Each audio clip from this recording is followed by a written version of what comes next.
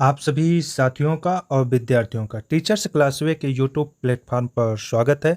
और आज मैं आप लोगों के साथ टीजीटी पीजीटी आर्ट के बहुत ही महत्वपूर्ण टॉपिक कला के तत्व के चौथे पार्ट के 50 महत्वपूर्ण प्रश्नों पर चर्चा करूंगा। तो चलिए शुरुआत करते हैं। आज का टॉपिक है कला के तत्व पार्ट 4 और आज का पहला महत्वपूर्ण प्रश्न है कि उस रंग का नाम बताएं जो लाल रंगत के समीप है। तो उस रंग का नाम है रोज मैडर। रोज मैडर एक व्यावसायिक नाम है। लाल रंग के कलर का यह परंपरागत दो लाल कार्बनिक रंग से बना है। पहला है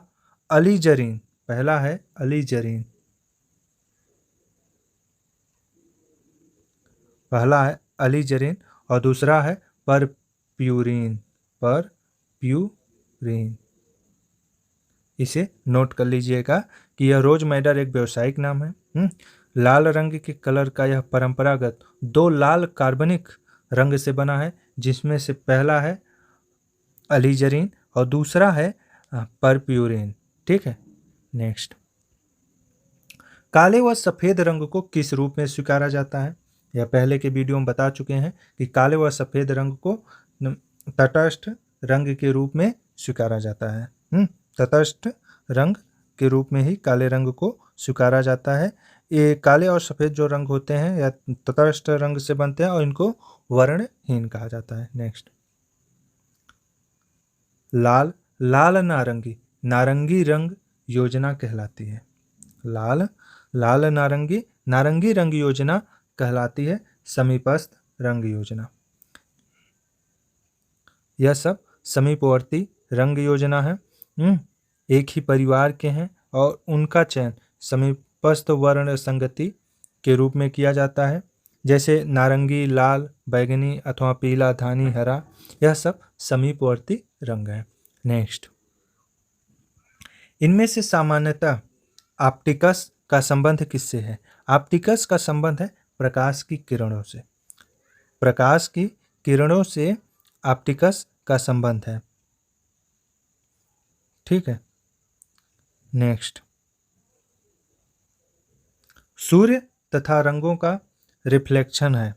तो सूर्य तथा रंगों का रिफ्लेक्शन को हम विबग्योर कहते हैं, जिसका हिंदी नाम बैनी आह पिनाला है। यह इंद्रधनुष के 7 रंगों के नाम भी हैं विबग्योर, जिसका हिंदी रूपांतरण बैनी आह पिनाला है। ठीक है, इसके विषय में पीछे के वीडियो में चर्चा कर चुके हैं, उसको भी देख लीजिएगा। नेक्स्ट, नीले के पूरक तथा विरोधी रंग का नाम बताइए। अब नीले के पूरक तथा विरोधी रंग का नाम बताइए। विरोधी रंगों के भी विषय में हम पीछे के वीडियो में चर्चा कर चुके हैं। तो नीले का पूरक या विरोधी रंग नारंगी होता है। नीले का पूरक या विरोधी रंग नारंगी होता है। जो आमने सामने के रंग होते हैं उन्हीं को विरोधी रंग या पूरक रंग कहा जाता है। नेक्स्ट, निम्नलिखित में से किन रंगों को मिलाकर नारंगी रंग बनेगा? निम्नलिखित में से किन रंगों को मिलाकर नारंगी रंग बनेगा? तो हमने पीछे के वीडियो में बताया था कि पीला और लाल को मिलाकर नारंगी रंग बनता है। ठीक है, नेक्स्ट, आप किन दो रंगों को मिलाकर काला रंग बनाएंगे? आप किन दो रंगों को मिलाकर काला रंग बनाएंगे? तो कत्थई एवं नीला रंग को मिलाकर हम काला रंग बनाएंगे। ठीक है,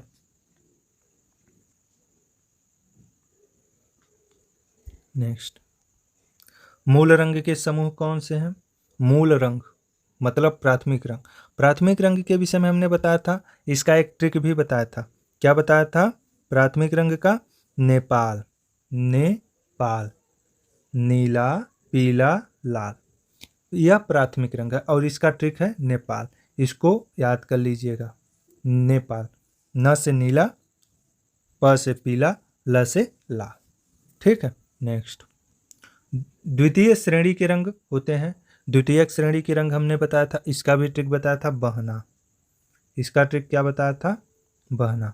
ब से बैगनी, ह से हरा, ना से नारंगी। तो हरा, बैगनी, नारंगी, इसका उत्तर स होगा। नेक्स्ट, प्रजनन एवं विकास का प्रतीकात्मक रंग कौन सा है? प्रजनन एवं विकास का प्रतीकात्मक रंग कौन सा है? तो विकास या प्रजनन, समृद्धि, इसका प्रतीक हरा रंग होता है। हरा रंग प्रजनन एवं विकास का कारक है, जबकि वीरता, साहस, श्रृंगार, कामुकता, इन सब का कारक लाल रंग है। ईमानदारी, आशा, विश्वास, इसका नीला रंग है। ज्ञान और प्रेरणा, ये सब नारंगी रंग के गुण हैं। ठीक है। नेक्स्ट, किस किस रंग के मिलने से ग्रे रंग बनता है? तो ग्रे रंग काला और सफेद के मिलने से बनता है। ग्रे रंग काला और सफेद रंग के मिलाने से ग्रे रंग बनता है। नेक्स्ट, निम्नलिखित में से लाल रंग किसका प्रतीक है? तो यहाँ पे लाल रंग प्रेम का प्रतीक है। लाल रंग को मंगल और प्रेम के साथ पराक्रम का भी प्रतीक माना जाता है, लेकिन उचित इसका उत्तर प्रेम होगा, क्योंकि लाल रंग हमारे शरीर को स्वस्थ और मन को प्रसन्न रखने वाला भी रंग है। यह शुभ रंग भी माना जाता है।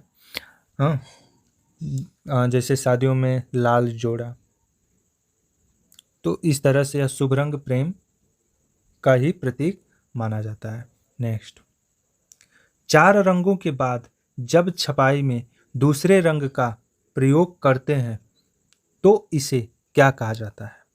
चार रंगों की छपाई के बाद जब दूसरे रंग का प्रयोग करते हैं तो इसे विशेष रंग कहा जाता है। इसे विशेष रंग कहा जाता है। नेक्स्ट, वर्ण की शुद्धता एवं प्रखरता की पहचान कराता है। वर्ण की शुद्धता एवं प्रखरता की पहचान सघनता कराता है। सघनता वर्ण की शुद्धता एवं प्रखरता की पहचान कराता है। ठीक है। नेक्स्ट, प्रकाश में उपस्थित रंगों को हम किसके द्वारा देख सकते हैं? तो प्रकाश में जो उपस्थित रंग है उसको दर्पण के द्वारा नहीं देखा जा सकता, उसका एक्सरे भी नहीं किया जा सकता और दूरबीन के द्वारा भी नहीं देखा जा सकता। तो प्रकाश के रंगों को हम प्रिज्म के द्वारा ही देख सकते हैं, और प्रिज्म का सिद्धांत किसने दिया था? न्यूटन ने। प्रिज्म का सिद्धांत न्यूटन ने दिया था, इसको भी नोट कर लीजिएगा। नेक्स्ट, सूर्य किरणों के रंगों का प्रयोग, सूर्य किरणों के रंगों का प्रयोग आभासी चित्रण में किया जा सकता है। सूर्य के रंगों का जो, सूर्य के किरणों का जो रंग है उसका प्रयोग आभासी चित्रण में किया जा सकता है। नेक्स्ट, शीतल प्रभाव उत्पन्न करने वाले रंग होते हैं। शीतल प्रभाव उत्पन्न करने वाले रंग है नीला और हरा, यह दोनों शीतल रंग है, जबकि लाल, पीला, काला, सफेद, लाल, काला, यह सब शीतल रंग न है। इनमें से जैसे पीला और बैगनी, यह ऐसे रंग है कि यह इसमें न तो गर्माहट रहती है और ना ही शीतलता रहती है। जबकि नीला, हरा शीतल रंग है। लाल रंग गर्म है, काला भी गर्म है। सफ़ेद रंग भी शीतल रंगों की श्रेणी में रखा जा सकता है, लेकिन आंशिक रूप से। इसका सही उत्तर होगा नीला और हरा। नेक्स्ट, विरोधी रंग कौन से हैं? विरोधी रंग कौन से हैं? हमने बताया कि लाल का विरोधी कौन है? हरा है। पीला का विरोधी कौन है? बैगनी है। और नीला का विरोधी कौन है? नारंगी है। तो लाल का विरोधी हरा है, केवल यही ट्रिक सही है, ऑप्शन अ सही है।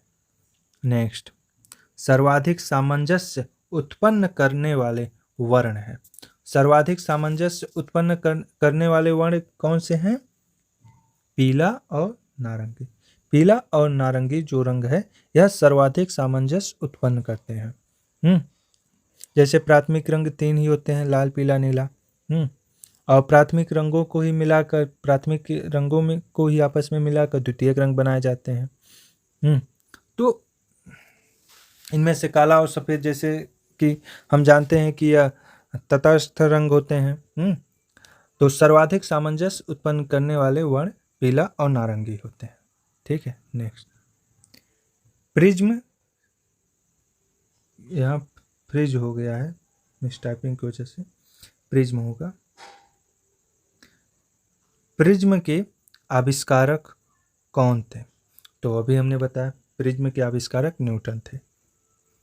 1660 ईस्वी में इन्होंने प्रिज्म का आविष्कार किया था। इसको भी नोट कर लीजिएगा कि 1660 ईस्वी में न्यूटन ने प्रिज्म का आविष्कार किया था। नेक्स्ट, कलाकार सामंजस्य उत्पन्न कर सकता है।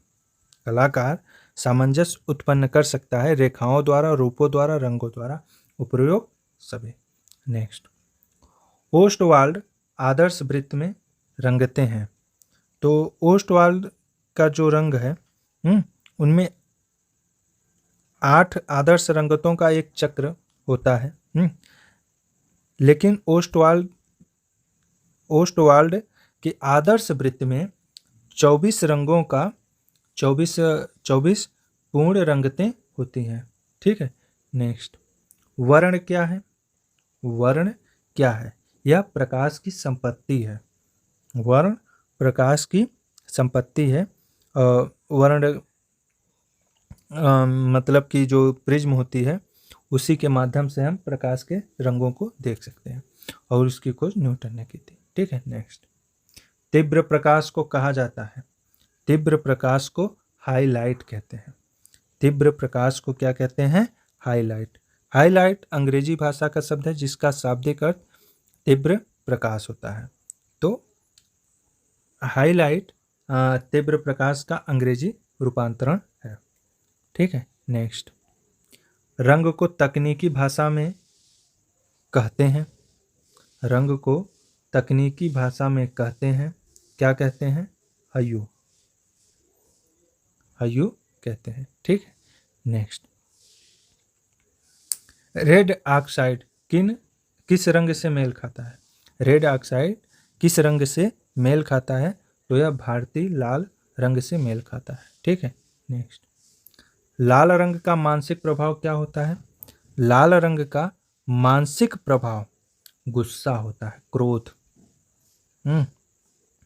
उत्तेजक, आकर्षक, साहस, वासना, वीरता, श्रृंगारिता, यह सब लाल रंग के गुण हैं। हम कह सकते हैं कि इन सब पर मानसिक प्रभाव लाल रंग का होता है। तो इसका सही उत्तर होगा कि लाल रंग का मानसिक प्रभाव गुस्सा होता है।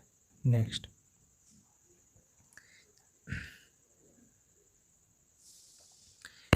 एक काले और सफेद रंग के चित्र को कहा जाता है, एक काले और सफेद रंग के चित्र को कहा जाता है एक रंग। एक रंग कहा जाता है क्योंकि काला और सफेद रंग जो होता है यह तटस्थ रंग होता है, तो इसीलिए इसे एक रंग कहा जाता है। ठीक है, नेक्स्ट, लेपिस लाजुली से कौन सा रंग बनता है? तो लेपिस लाजुली से नीला रंग बनता है। ठीक है, नेक्स्ट, भारत के राष्ट्रीय ध्वज का कौन सा रंग भूमि के उपजाऊपन, विकास और मंगलता को दर्शाता है? मंगलता को दर्शाता है। तो हरा रंग, हरा रंग चूंकि यह समृद्धि का प्रतीक है। और भारतीय झंडे में 3 रंग हैं, केसरिया, बीच में सफेद, नीचे हरा। ठीक, और जो झंडे का जो चक्र है वह नेवी ब्लू रंग का होता है। तो हरा रंग उपजाऊपन, विकास और मंगलता, भूमि के उपजाऊपन, विकास और मंगलता का प्रतीक है भारतीय झंडे के अनुसार। ठीक है, नेक्स्ट, जिस वक्र रेखा से वृत्त घिरा होता है उसे कहते हैं, जिस, चूंकि एक बिंदु है और वृत्त जिस वक्र रेखा से घिरा होता है यही है इसको हम परिधि कहते हैं। इसको हम क्या कहते हैं? इसको हम परिधि कहते हैं। और यह क्या है? यह केंद्र है। यह क्या है? केंद्र है। इसे हम व्यास कहते हैं, इसे हम व्यास कहते हैं। और जो ये इसके ऊपर का भाग है इसको हम त्रिज्या कहते हैं। इसको हम क्या कहते हैं? त्रिज्या कहते हैं। नहीं, त्रिज्या इसे कहते हैं, इसे हम त्रिज्या कहते हैं, इसे जीवा कहते हैं, इसे जीवा कहते हैं।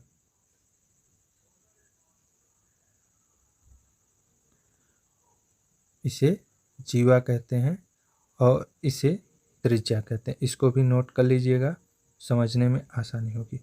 तो जिस वक्र रेखा से वृत्त घिरा होता है उसे हम परिधि कहते हैं। उसे क्या कहते हैं हम? परिधि कहते हैं। ठीक है, नेक्स्ट। वह रेखाएं जो एक दूसरे का अनुकरण करती हैं उन्हें कहते हैं, वह रेखाएं जो एक दूसरे का अनुकरण करती है उन्हें हम आवृत्ति रेखाएं कहते हैं। ठीक है, नेक्स्ट। चक्राकार रेखाएं कैसा प्रभाव उत्पन्न करती हैं? तो जो चक्राकार रेखाएं होती हैं वह गति प्रभाव उत्पन्न करती हैं। ठीक है, नेक्स्ट। लंबवत रेखा क्या व्यक्त करती है? लंबवत रेखा शक्ति को व्यक्त करती है। प्रतिरोध, शक्ति, संतुलन, दृढ़ता, संयम, ईमानदारी, सत्य, कठोरता, यह सब इसके व्यंजक होते हैं। ठीक है, नेक्स्ट। वृत्त की परिधि पर किन्हीं दो बिंदुओं को मिलाने वाली रेखा कहलाती है। वृत्त की परिधि पर किन्हीं दो बिंदुओं को मिलाने वाली रेखा को क्या कहा जाता है? जीवा कहा जाता है। अभी हमने बताया ना कि ऐसा वृत्त होता है, यह केंद्र हो गया और यह जीवा हो गया, इसी को हम जीवा कहते हैं और इसे हम परिधि कहते हैं।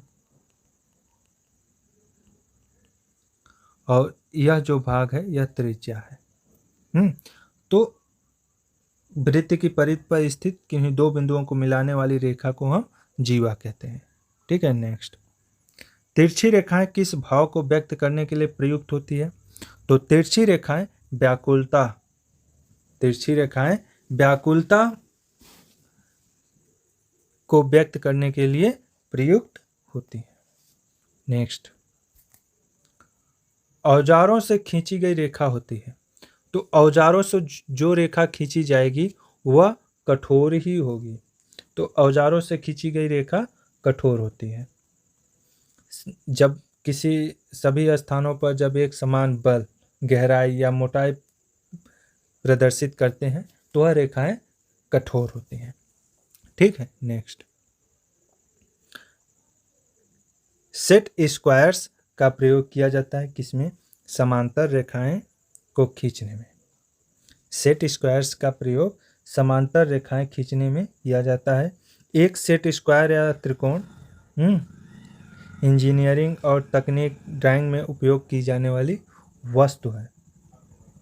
ठीक है, नेक्स्ट। स्थिर बिंदु को दृष्टि से मिलाने वाली रेखा को कहते हैं, क्या कहते हैं? दृष्टि रेखा। स्थिर बिंदु को दृष्टि से मिलाने वाली रेखा को हम दृष्टि रेखा कहते हैं। ठीक है, नेक्स्ट। समांतर रेखा का क्या अर्थ है? समांतर रेखा का क्या अर्थ है? समांतर रेखा आपस में कभी नहीं मिलती है, ये चली जाएंगी आपस में बहुत आगे तक, लेकिन ये कहीं भी इनका आपस में टकराव नहीं होगा। तो समांतर रेखाएं आपस में कभी नहीं मिलती हैं। नेक्स्ट। रेखाओं के कितने प्रकार होते हैं? रेखाओं के कितने प्रकार होते हैं?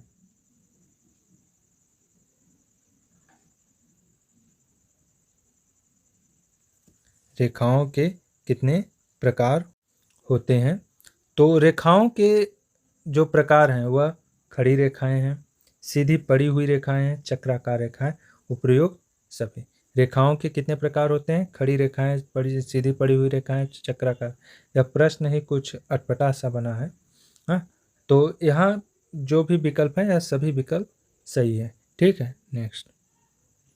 चित्र के लिए सबसे महत्वपूर्ण घटक है, तो चित्र के लिए जो सबसे महत्वपूर्ण घटक है निम्नलिखित में से वह है अच्छा रेखांकन। जिस चित्र का रेखांकन अच्छा रहता है वह चित्र उतना ही सुंदर दिखता है। नेक्स्ट। किसी वस्तु, व्यक्ति या क्षेत्र को जिसे बाहरी रेखाओं से प्रस्तुत किया जाता है उसे क्या कहते हैं हम? आकार कहते हैं, उसे हम आकार या फॉर्म कहते हैं। कभी कभी अंग्रेजी नाम भी दे देता है, तो आकार या फॉर्म। ठीक है, नेक्स्ट। एक लयबद्ध रेखा है, तो लयबद्ध रेखा घुमावदार होती है। लयबद्ध रेखा घुमावदार रेखा होती है। ठीक है, नेक्स्ट। कर्णवत रेखाएं प्रतीक हैं। जो कर्णवत रेखाएं होती हैं वह किसके प्रतीक हैं? वह बेचैनी की प्रतीक है। कर्णवत रेखाएं बेचैनी के प्रतीक हैं। यह अंतराल में तिरछी या आड़ी खींची जाती है, इसी कारण इसको कर्णवत रेखा कही जाती है। ठीक है, तो यह बेचैनी की प्रतीक होती है। नेक्स्ट। निम्नलिखित में से चक्राकार रेखाएं कौन सा प्रभाव छोड़ती हैं? निम्नलिखित में से चक्राकार रेखाएं कौन सा प्रभाव छोड़ती हैं? तो जो चक्राकार रेखाएं होती हैं वह गति का प्रभाव छोड़ती हैं। ठीक है, चक्राकार रेखाएं गति का प्रभाव छोड़ती हैं। नेक्स्ट। निम्न में से भारतीय अलंकरण की प्राचीन विशेषता कौन सी रही है? तो भारतीय अलंकरण की प्राचीन विशेषता रेखा रही है। नेक्स्ट। भारतीय चित्रकला का मूल तत्व है, तो भारतीय चित्रकला का मूल तत्व रेखा है। भारतीय चित्रकला का मूल तत्व रेखा है। ठीक है, नेक्स्ट। निम्नलिखित में से स्केच में क्या विशेषता है? निम्नलिखित में से स्केच में क्या विशेषता है? जो स्केच होता है उसकी क्या विशेषता होती है? तो स्केच की विशेषता रैखिक गुण होती है। स्केच की विशेषता रैखिक गुण होती है। जैसे परिप्रेक्ष्य सिद्धांत में दूरी और निकटता का महत्व होता है, तो उसी तरह से स्केच में रैखिक गुण का महत्व होता है। तो यह 50 महत्वपूर्ण प्रश्नों का श्रृंखला था जो मैंने आप लोगों के साथ साझा किया। आप लोग निरंतर प्रैक्टिस करते रहिए, सभी प्रश्नों को नोट करते रहिए, और इन प्रश्नों के साथ भी मैं जिन प्रश्नों पर चर्चा करता हूं उन सभी प्रश्नों को भी नोट करते चलिए और उसे याद करते चलिए। निश्चित रूप से सफलता आपका प्रतीक्षा कर रही है। ठीक है, धन्यवाद।